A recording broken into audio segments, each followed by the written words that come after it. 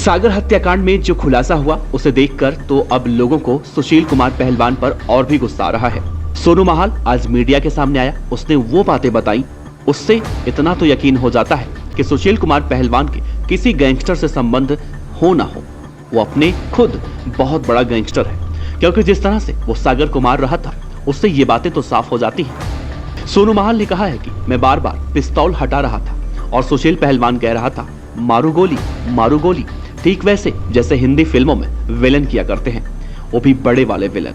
एक तो सुशील पहलवान अपने बदमाश साथियों के साथ उसके डंडे से पिटाई करता हुआ दिख ही रहा था, लेकिन जो जानकारी आज सामने आई कि वो बंदूक निकाल कर ये कह रहा था कि मारो गोली। लेकिन जरा सोचिए, इस तरह की वारदात कोई पका हुआ प्रोफेशनल क्रिमिनल ही करता है। तो सुशील कुमार पूरी तरह से क्रिमिनल बन चुका था, इंसानियत उसके अंदर से मर चुकी थी।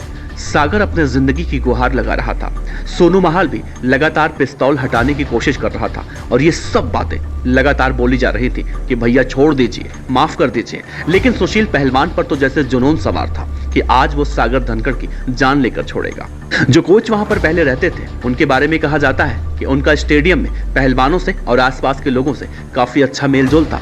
ये बात है, सुशील पहलवान को अच्छी नहीं लगती थी ये बातें और उसने किसी तरह से उस कोच को वहां से भगा दिया। और सारे पहलवान जब उस कोच के अखाड़े में जाने लगे नागलोई में, तो सुशील कुमार के सीने पर सांप लौटने लगा और इन सब का जिम्मेदार वो सागर धनखड़ को मानने लगा।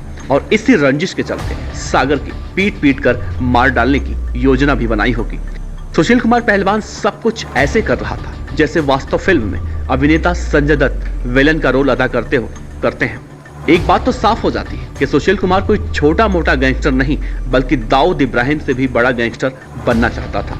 जरा सोचिए, 2 लोगों को आउटर दिल्ली से उठाता है, 2 लोगों को उनके फ्लैट से उठाता है और फिर जब उनमें से एक की वाइफ 100 नंबर पर फोन करती है तो उसे वीडियो कॉल करके यही बताता है कि अपने घर पर बोल कि तू किडनैप नहीं हुआ है। अंदाजा लगाइए, सुशील कुमार के रग रग में अपराध भरा हुआ था। पाप का घड़ा तो एक ना एक दिन फूटता ही है, आज फूट गया। लेकिन एक बातें अभी खटक रही हैं कि सोनू महाल अचानक आज इतने दिनों के बाद मीडिया के सामने आकर बयान देने पर क्यों मजबूर हुआ।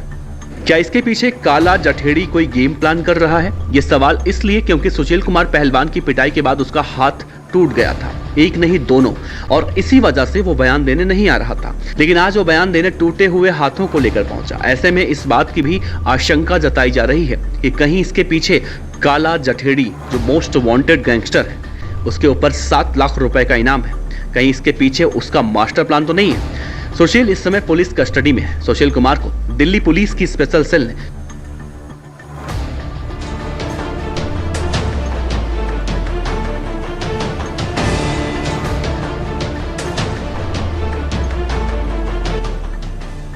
पर अच्छी लगी हो तो लाइक कीजिए, सब्सक्राइब कीजिए, साथ ही बेल आइकन का बटन दबाइए पीडीएफ न्यूज की खबरें सबसे पहले देखने के लिए।